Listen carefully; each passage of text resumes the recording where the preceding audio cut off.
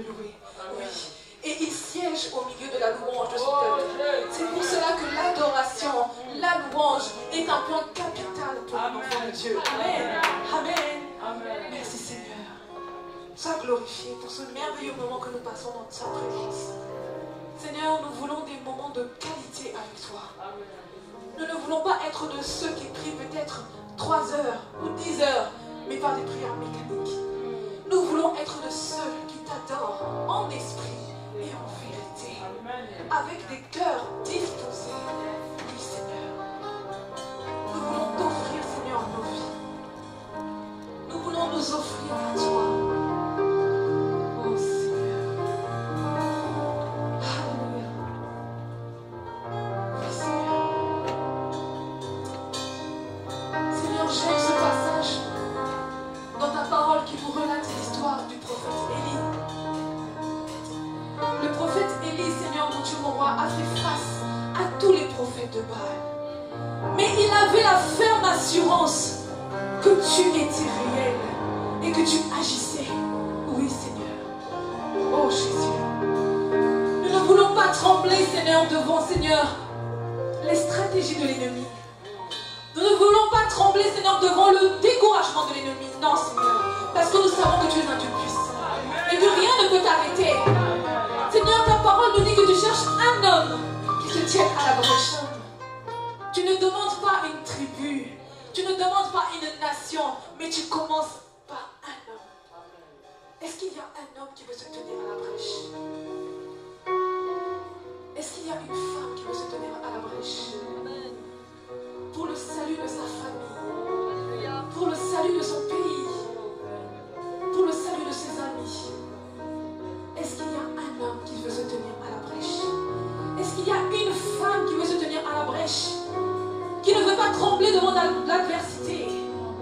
Comme Élie a été aussi ferme dans son assurance. Oh Jésus. Seigneur, je ne suis rien.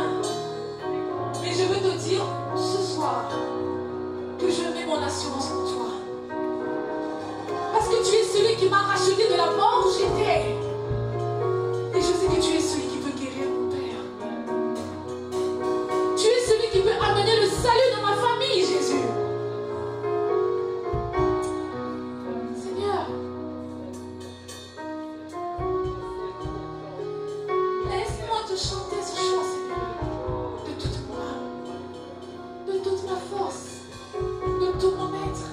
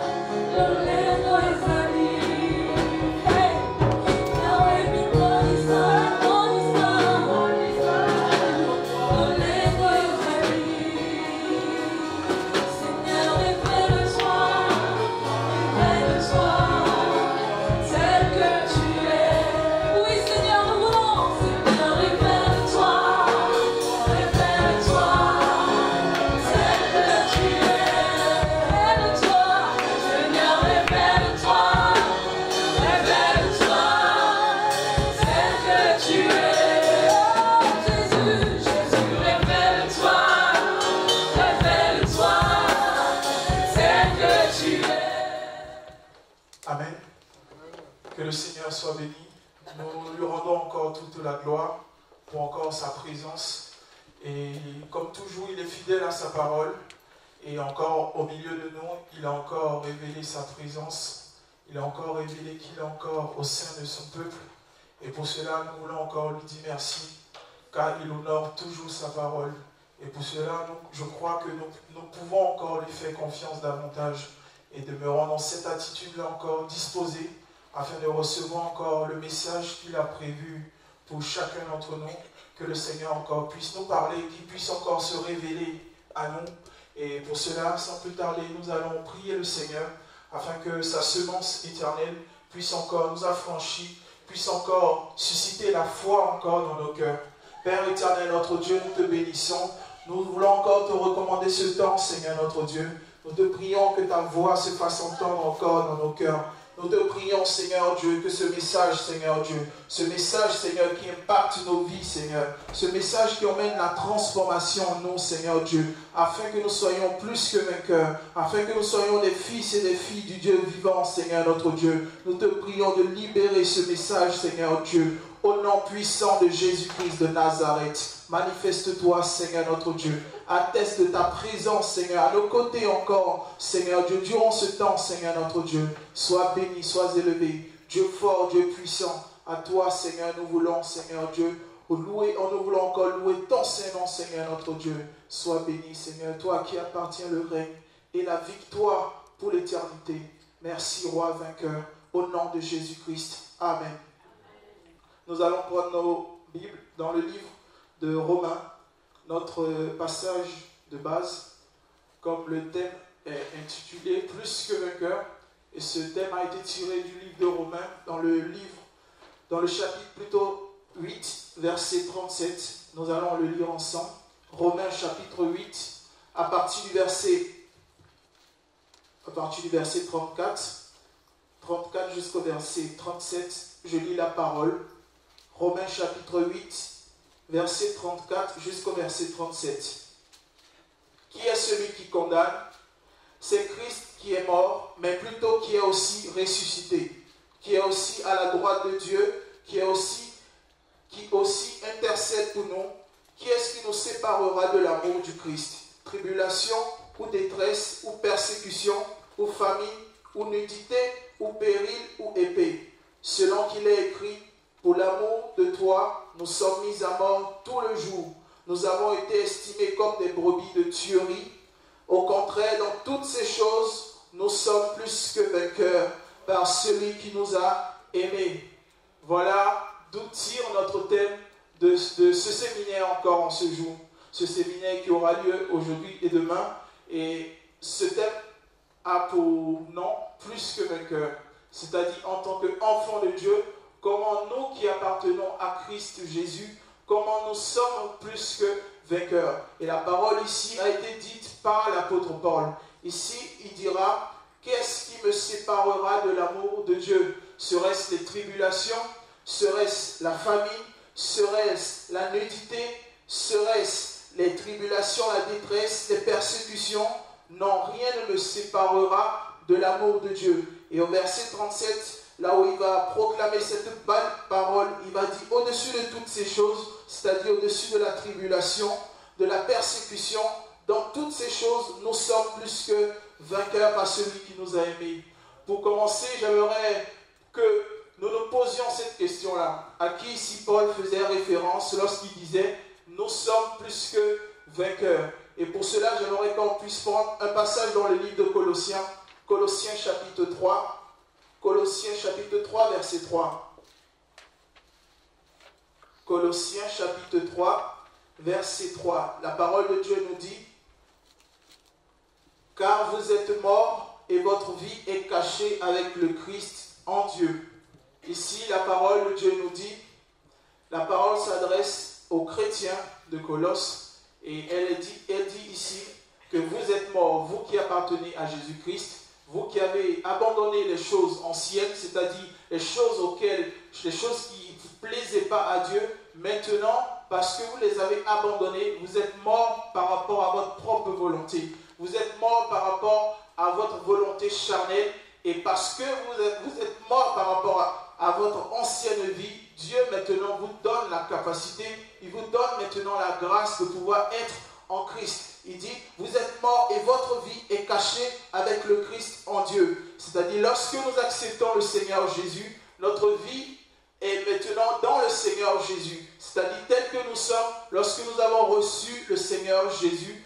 notre vie maintenant est cachée, demeure dans le Seigneur Jésus. Donc, tel que Dieu nous voit, il nous voit au travers de son Fils Jésus. Et c'est au travers de Jésus que nous sommes plus que vainqueurs. Parce que sans lui, nous ne sommes rien. Sans lui, nous ne pouvons rien. C'est pourquoi l'apôtre Paul pouvait dire, je puis tout par celui qui me fortifie. Et en tant qu'enfants de Dieu, nous sommes plus que vainqueurs seulement lorsque nous sommes en Jésus-Christ. Seulement lorsque nous sommes morts, lorsque nous sommes morts quant à notre vie antérieure, c'est-à-dire notre vie de péché, notre vie de convoitise, notre vie dans le monde. C'est pourquoi la parole de Dieu nous dit dans le livre de Colossiens, vous êtes morts et votre vie est cachée en Christ et en Dieu. Et en tant qu'enfants de Dieu, ce que nous devons retenir, c'est que lorsque nous avons reçu Jésus, notre vie n'est plus en nous-mêmes. Notre vie est cachée en Jésus-Christ. Nous menons notre vie plus par nos propres forces, mais maintenant par la capacité que Dieu nous donne, c'est-à-dire en Jésus-Christ. Donc lorsque la parole de Dieu nous dit au travers de l'apôtre Paul, nous sommes plus que vainqueurs, c'est seulement ceux-là qui ont renoncé à leur vie passée. Comme 2 Corinthiens peut le dire, celui qui est en Christ, il est une nouvelle créature. Toutes choses sont passées, les choses anciennes sont passées et il fait maintenant toutes choses nouvelles. C'est lorsque nous avons abandonné les choses anciennes, lorsque nous sommes morts par rapport à notre propre volonté, c'est alors que nous sommes en Jésus-Christ. C'est alors que nous pouvons pleinement expérimenter cette faveur, cet héritage que Dieu nous donne de plus que vainqueur. Et c'est pourquoi j'aimerais attirer notre attention sur cette parole de l'apôtre Paul. Nous sommes plus que vainqueurs seulement si nous avons renoncé à notre vie, si nous sommes morts par rapport à notre vie passée. Et j'aimerais aussi qu'on prenne un passage dans le livre de Juges chapitre 6. Juges chapitre 6, verset 14. Juges chapitre 6, on prendra le verset 11 plutôt. Juges chapitre 6, verset 11. Comme on l'a dit auparavant, lorsque nous recevons Christ, c'est alors que nous pouvons espérer recevoir quelque chose de cet héritage-là. Et dans le livre de Juges, verset 11, Juges chapitre 6, verset 11, la parole de Dieu nous dit, « Et un ange de l'Éternel vint et s'assit sous le térébinthe qui est à Ophra, lequel était à Joas, la Biézérite. Et Gédéon, son fils, battait du froment dans le pressoir, pour le mettre en sûreté de devant Madian. Et l'ange de l'Éternel lui apparut et lui dit, « L'Éternel est avec toi, fort et vaillant homme. » Et Gédéon lui dit, « Ah mon Seigneur, si l'Éternel est avec nous, pourquoi donc ces choses nous sont-elles arrivées? Et où sont toutes ces merveilles que nos pères nous ont racontées, en disant, l'Éternel ne nous a-t-il pas fait monter hors d'Égypte? Et maintenant l'Éternel nous a abandonnés et nous a livrés en la main de Madian. Et l'Éternel le regarda et lui dit, va avec cette force que tu as, et tu sauveras Israël de la main de Madian. N'étais-je pas envoyé? Et il lui dit, ah Seigneur, avec quoi sauverai-je Israël? Voici mon millier est le plus pauvre en Manassé, et moi je suis le plus petit dans la maison de mon père. Et l'Éternel lui dit, moi je serai avec toi, et tu frapperas Madian comme un seul homme. Et il lui dit, je te prie, si j'ai trouvé grâce à tes yeux, donne-moi un signe que c'est toi qui parles avec moi. On va s'arrêter là dans un premier temps. Ici, il s'agit de l'histoire de Gédéon. Le Seigneur, l'Éternel, il va se révéler à Gédéon. Et la parole de Dieu nous dit que Gédéon va être en train de battre du froment. Et l'Éternel va lui apparaître et il va l'appeler. Au verset 12, on le voit. L'Éternel est avec toi, fort et vaillant homme. Vaillant héros dans d'autres versions. Et à la suite de cette conversation avec l'Éternel, Gédéon va dire quelque chose qui m'a frappé. Il va dire, voici mon millier, c'est-à-dire ma famille, est la plus pauvre en Manassé. Dans Israël, dans tout Israël, Il considérait sa famille comme la plus pauvre. Et à la suite, il dira, je suis le plus petit de ma famille. Donc Gédéon se voyait comme étant le plus petit de sa famille et il voyait encore sa famille comme la plus petite de tout Israël. Donc de tout Israël, Gédéon se voyait comme le plus faible. Et Dieu va lui dire, fort et vaillant héros. J'aimerais ici attirer notre attention par cette parole de Dieu, c'est-à-dire lorsque nous sommes en Christ, comme je l'ai dit, lorsque nous avons renoncé aux choses anciennes, il faut maintenant que nous puissions nous voir tel que Dieu nous voit, et non plus comme les hommes nous voient, ou bien non plus comme notre chair, c'est-à-dire nos yeux physiques, ce que la réalité apparente nous laisse croire, mais véritablement marcher par la foi, c'est-à-dire par le regard et par les yeux de Dieu. Ici, Dieu avait vu en Gédéon un homme, c'est-à-dire celui par qui le salut d'Israël allait passer, celui par qui la délivrance d'Israël allait passer. Mais malheureusement, Gédéon se voyait comme, c'est-à-dire de façon charnelle, il se voyait comme étant faible, il se voyait avec ses infirmités, il se voyait avec ses faiblesses. Et Dieu, lui, le voyait autrement, parce qu'il avait accompagné Gédéon par sa parole, par sa présence. Et lorsque nous avons Dieu avec nous, nous ne devons plus nous voir avec nos yeux physiques, mais nous devons nous voir véritablement comme Dieu nous voit, c'est-à-dire dans l'œuvre achevée de Dieu. C'est pourquoi Dieu pouvait dire, Dieu a tant aimé le monde qu'il a donné son Fils unique afin que quiconque croit en lui, c'est-à-dire lorsque nous sommes en Jésus, nous sommes dans l'œuvre achevée de Dieu. Lorsque nous acceptons le Seigneur Jésus, nous sommes dans l'achèvement complet de Dieu. C'est pourquoi il a pu dire à la croix, tout est accompli. Et c'est pourquoi lorsque nous venons à Dieu, il nous donne de pouvoir être dans ce tout est accompli, parce qu'il a vraiment accompli toutes choses. Et c'est pourquoi maintenant, lorsque nous venons à Dieu, nous devons nous voir comme véritablement comme l'œuvre que Dieu a déjà achevée. Certes, nous allons de perfection en perfection, nous allons de progrès en progrès. Et ce que je le dis, ce n'est pas pour que nous nions ou nous occultons nos faiblesses, mais en réalité, nos faiblesses doivent nous attirer toujours vers Dieu. Amen. Nos infirmités doivent toujours nous rappeler que Dieu est là pour nous soulever, pour nous relever, mais non pas que nous croulons ou nous nous efforçons de demeurer dans la faiblesse, mais réellement que nous puissions nous attendre à notre Dieu. Parce que comme il a fait avec Gédéon, Gédéon était issu d'une famille, comme il est dit ici, de Manassé, de la tribu de Manassé, et il se voyait comme celui qui était le plus vil, je dirais, le plus inconsidéré, mais Dieu avait vu en Gédéon quelqu'un qui pouvait apporter la restauration dans Israël. Et j'aimerais attirer notre attention. Lorsque nous venons à Dieu, lorsque nous appartenons maintenant à Jésus-Christ, nous devons nous regarder, nous devons nous voir maintenant avec les yeux spirituels, c'est-à-dire les yeux de la foi. Nous ne devons plus nous voir comme étant des hommes charnels, non pas comme le rejet des hommes. Lorsque les hommes nous voient, ils nous voient, et la parole de Dieu nous dit dans le livre de Romains, nous sommes chaque jour mis à mort, estimés à aller à la boucherie. Les hommes de ce monde nous voient tels quels, mais notre Dieu nous voit autrement.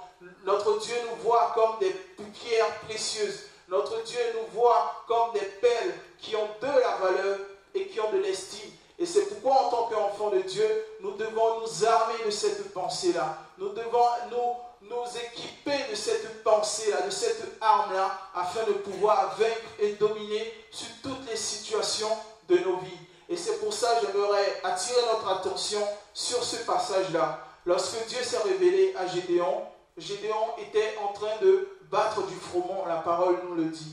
Et lorsqu'il battait le froment, la parole de Dieu que Israël en ce temps-là était dominé par les Madians. C'est-à-dire à chaque fois que les Madians arrivaient sur Israël, ils dérobaient tout ce qu'ils avaient comme récolte. Ils dérobaient tout ce qu'ils avaient comme récolte, qu'ils avaient entassé, ils avaient stocké. Et dès ce moment-là où Dieu s'est révélé à Gédéon, Gédéon va commencer à changer sa manière de penser. Gédéon va commencer à être transformé.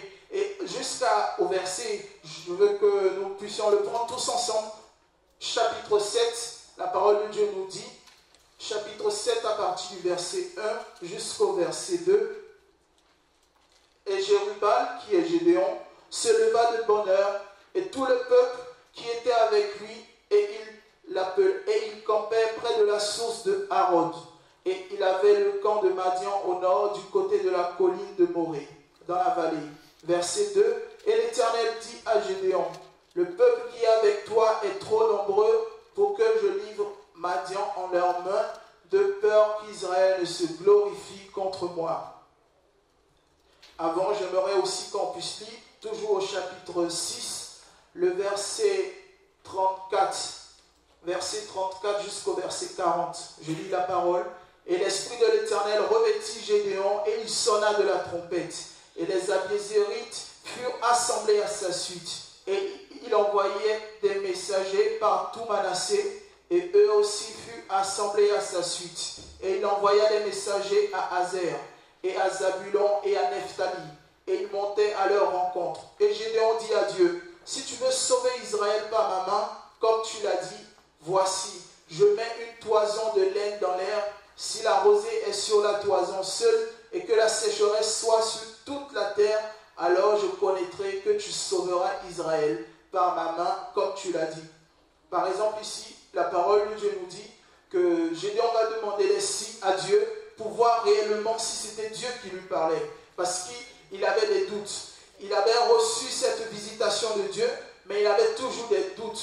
Et comme je l'ai dit auparavant, que nos infirmités, parfois même nos doutes, peuvent parfois être un sujet d'un frein à l'œuvre de Dieu. Mais que cela ne puisse pas stopper l'œuvre de Dieu dans nos vies, mais que cela soit un rappel. Ici, le doute a été un rappel pour Gédéon pour pouvoir accomplir la volonté de Dieu. Ici, il a demandé un signe à Dieu parce qu'il doutait, parce qu'il avait encore cette crainte-là de s'être trompé. Mais ce doute-là que Gédéon avait, c'était pour l'emmener à pouvoir accomplir l'œuvre de Dieu. Et j'aimerais aussi, chacun d'entre nous, nous exhorter à cela. C'est-à-dire, lorsque le doute parfois peut venir, parfois aussi la crainte peut être là. Mais nous devons être armés de cette pensée-là, que ces choses-là ne sont pas de Dieu. Nous devons à chaque fois nous souvenir que notre Dieu nous donne un esprit de force. Notre Dieu nous donne un esprit